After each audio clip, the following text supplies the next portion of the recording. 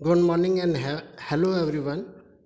Today I teach you your English Literature Chapter 2. I had a dove, which is a poem. प्यारे बच्चों, आज मैं आपको English literature का जो दूसरा चैप्टर है जिसका नाम आई हैड ए डोव है और वो एक पोएम है, उसको आज मैं आपको पढ़ाऊँगा। प्यारे बच्चों, ये जो चैप्टर 2 है जिसका नाम आई हैड ए डोव है और ये एक पोएम है। इस पोएम को एक पोएट थे जिनका नाम था जॉन कीट्स। क्या नाम था? John Keats. इन्होंने ये पोएम लिखी है और इस पोएम का मतलब होता है आई हैड ए डोव, मेरे पास एक डोव है। डोव मतलब कबूतर। मेरे पास एक कबूतर था। हैड मतलब था, मेरे पास एक कबूतर था। अब प्यारे बच्चों, मैं आपसे एक चीज़ डिस्कस करूँगा। अगर मैं आपको एक रूम में बंद कर दूँ, आपको कहीं जाने ना दूँ, आने ना दूँ, लेकिन आपको उस कमरे में मैं सब कुछ दूँ, टीवी भी दूँ, कार्टून भी देखने को दूँ, ठीक है, खाना पीना जो भी मांगोगे वो सब कुछ दूँ एक ही रूम में, लेकिन तुम्हें कहीं जाने ना दूँ, तो तुम कैसा फील करोगे? एक दिन 2 दिन तो अच्छा लगेगा, उसके बाद आपको बिल्कुल अच्छा नहीं लगेगा।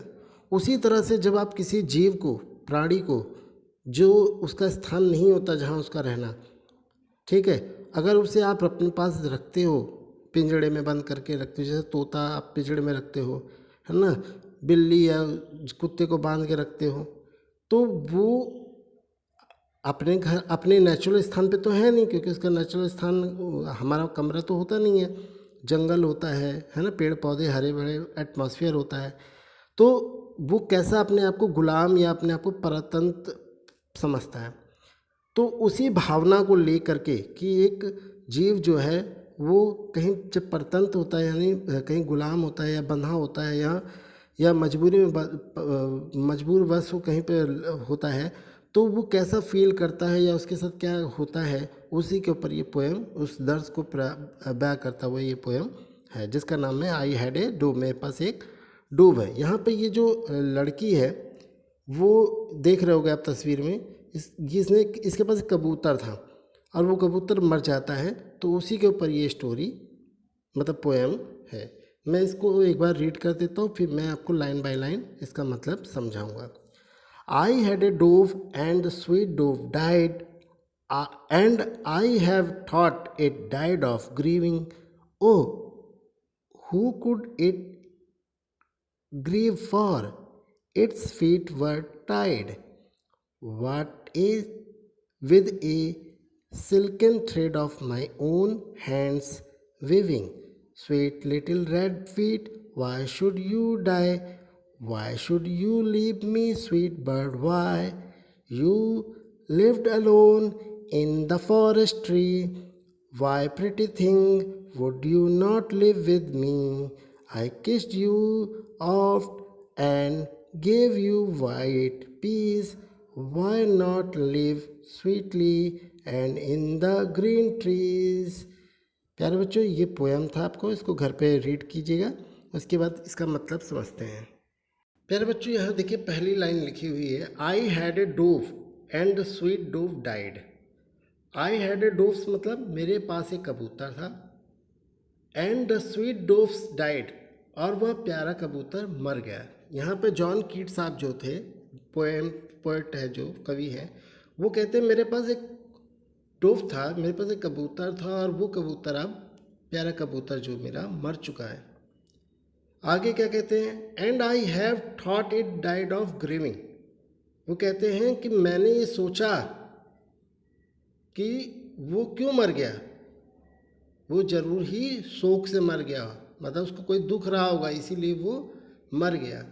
आगे पोएट कहते हैं, O what it could grieve for, ओ इसके लिए क्या शोक हो सकता है। तो वो सोचते हैं ये जो मर गया दुख के मारे, इसको क्या ऐसा दुख रहा होगा जिसके कारण ये मर गया। आगे वो कहते हैं, its feet were tied with the silken thread of my own hands weaving. वो कहते हैं जरूर उसके पैरों पे जो मैंने रेशम के धागे बांधे थे, जो मैंने खुद बुने थे, ठीक है, कहीं उसके कारण तो नहीं मर गया कि मैंने उसको बांध के रखा था। तो आगे क्या होता है वो देखते हैं।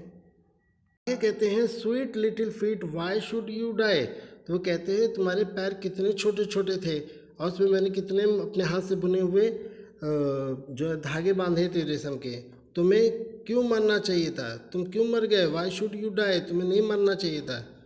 तो वह कहते हैं आगे वो कहता है why should you leave me sweet bird, ए प्यारी चिड़िया तुम मुझे क्यों छोड़ के चली गई, मैं तुम्हें कितना प्यार से रखता था, तुम मुझे क्यों छोड़ के चली गई। आगे क्या होता है पोएम में देखते हैं। पोएट कहते हैं you should live, you lived alone in the forest tree, why pretty things would you not live with me। तुम तो जंगल में अकेली रहती थी, why pretty thing, क्यों अच्छी बात है, would you not live with me, क्या तुम मेरे साथ नहीं रहोगी। तो कवि कहते हैं कि मैं तुम्हें कितने प्यार से रखता था, तुम मुझे क्यों छोड़ के चली गई, तुम जंगल में तो अकेली रहती थी, मैं तुम्हें घर लाया, अपने साथ रखा, इतना ख्याल रखा है और तुम मुझे छोड़ के चली गई, क्या तुम मेरे साथ नहीं रहोगी। ठीक है, आगे कवि कहता है, पोएट कहता है कि आई किस यू ऑफन, यहाँ ऑप्ट का मतलब ऑफन है प्रायः, and give you white peas, कहता है मैं तुम्हें अक्सर प्यार किया करता था, किस किया करता था और तुम्हें सफ़ेद मटर भी दिया करता था। Why not live sweetly as in the green trees, तुम क्यों जिस तरह तो तुम हरे पेड़ों पे रहती हो, खुश रहती हो, वैसे ही तुम मेरे साथ क्यों नहीं खुशी खुशी रह सकती, तुम क्यों नहीं प्यार से रहते हो मेरे साथ, क्यों छोड़ के मुझे चले गए। तो प्यारे बच्चों, आपने इस पूरे पोएम को पढ़ा, पूरा मतलब समझा और अंत में ये जाना कि पोएट यहाँ पे कहता है कि मेरे पास एक बताता है कि वो एक कबूतर था, वो बहुत ही प्यारा कविता अभी दुनिया में नहीं है, वो मर के जा चुका है और मुझे ऐसा लगता है कि वो किसी दुख के कारण मर गया है, लेकिन वो दुख का कारण क्या हो सकता है। मैंने तो उसके पैरों पे बहुत छोटे छोटे प्यारे पैरों पे रेड कलर के पैरों पे मैंने एक रेशम के धागे बांधे थे, तो तुम्हें नहीं मरना चाहिए था। वो कहता है कि तुम मुझे क्यों छोड़ के चली गई है, जिस तरह से जब तुम जंगल में रहती थी, ठीक है, अकेली रहती थी, ठीक है, तो तुम क्या अच्छी बात थी, मैं तुम्हें ले कर के आया, अपने पास रखा, तुम्हें इतना प्यार किया, तुम्हें मटर खिलाया और तुम मर के चली गई। तुम जैसे हरे हरे पेड़ों पे रहती थी वैसे क्यों नहीं मेरे साथ रहती हो।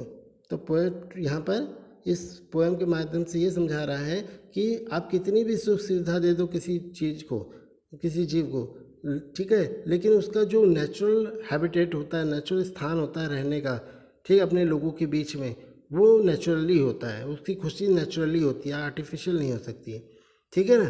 तो वो ही भावना को यहाँ पर इस पोएम के माध्यम से आई हैड ए डोव को जॉन कीट्स साहब ने एक्सप्लेन किया है। मैं उम्मीद करता हूँ आपको ये पोएम समझ में आया होगा। घर पे आप एक दो बार और पढ़िएगा और अच्छे से इसको क्लियर कीजिएगा। मिलते हैं नेक्स्ट वीडियो में नेक्स्ट चैप्टर के साथ। बहुत बहुत धन्यवाद।